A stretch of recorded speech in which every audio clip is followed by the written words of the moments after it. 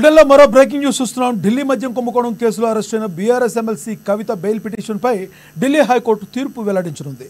అన్ని పక్షాల వాదనల తర్వాత మే 28న కవిత 2 బెయిల్ పిటిషన్లపై జస్టిస్ స్వర్ణకాంత్ శర్మ తీర్పు రిజర్వ్ చేశారు. ఇవాళ మధ్యాహ్నం 2:30కు తీర్పు ప్రకటించనున్నారు.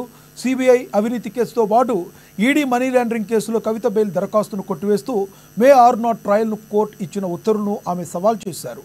ఈ కేసులోని 50 మంది నిందితుల్లో కవిత ఒక్కరే మహిళని, దీన్ని పరిగణలోకి తీసుకుని బెయిల్ ఇవ్వాలని కవిత తరపు న్యాయవాది కోర్టును కోరారు. అయితే ఈ వాదనను సిబిఐ, ఈడీ వ్యతిరేకించాయి.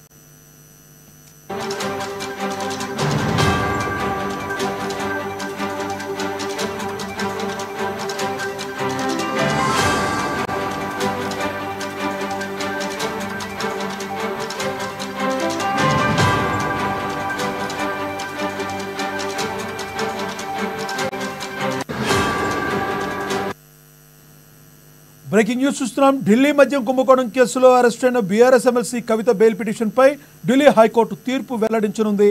అన్ని పక్షాల వాదనల తర్వాత మే 28న కవిత 2 బెయిల్ పిటిషన్లపై జస్టిస్ స్వర్ణకాంత్ శర్మ తీర్పు రిజర్వ్ చేశారు. ఇవాళ మధ్యాహ్నం 2:30కు తీర్పు ప్రకటించనున్నారు. సిబిఐ అవినీతి కేసుతో పాటు ఈడీ మనీ లాండరింగ్ కేసులో కవిత బెయిల్ దరఖాస్తును కొట్టివేస్తూ మే 6న ట్రయల్ కోర్టు ఇచ్చిన ఉత్తర్వులను ఆమె సవాల్ చేశారు. ఈ కేసులో 50 మంది నిందితుల్లో కవిత ఒక్కరే మహిళని, దీన్ని పరిగణలోకి తీసుకుని బెయిల్ ఇవ్వాలని కవిత తరపు న్యాయవాది కోర్టును కోరారు. అయితే ఈ వాదనను సిబిఐ, ఈడీ వ్యతిరేకించాయి. ఇదే విషయానికి సంబంధించి మరింత సమాచారాన్ని మా ఇన్పుట్ ఎడిటర్ శ్రీనివాస్ అందిస్తారు. శ్రీనివాస్, చెప్పండి.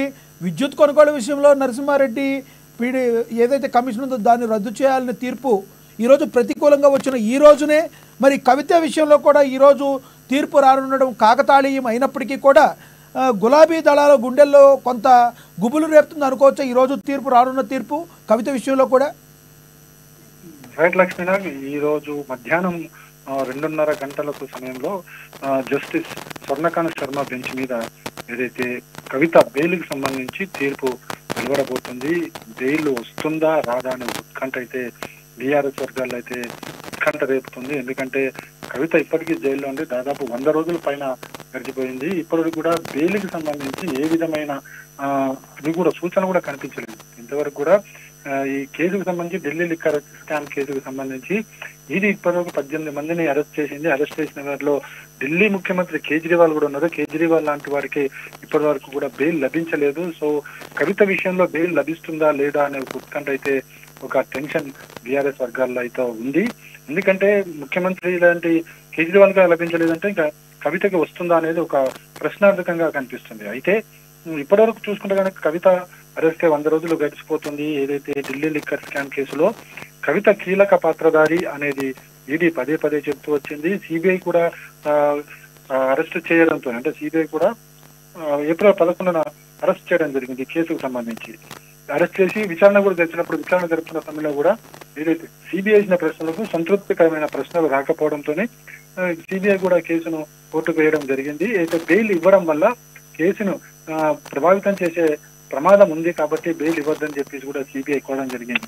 అదే మరోవైపు చూసుకుంటే కనుక మనకి ఈడీ కూడా కేసుకు సంబంధించి చాలా లిక్కర్ కేసులో మనకి కవిత చాలా కీలక పాత్రధారిగా ఉంది కాబట్టి బెయిల్ ఇవ్వరాదని చెప్పేసి కూడా ఇటు ఈడీ కూడా వాదన వినిపిస్తుంది. మొత్తానికి చూసుకుంటే కనుక ఈడీ తరఫున అయితే ఇద్దరు లాయర్లు కూడా చాలా సీరియస్ గా దీని మీద చేస్తున్నారు. ఎందుకంటే మనీ లాండరింగ్ ఇక్కడ ఉంది, ఖచ్చితంగా ఇందులో మనీ లాండరింగ్ జరిగింది. మనీ లాండరింగ్ ద్వారా కవితకు సంబంధించిన వర్గాలకు లబ్ధి చేకూరిందని చెప్పేసి పదే పదే ఈడీ తరపు న్యాయవాదులు చెప్తున్నారు.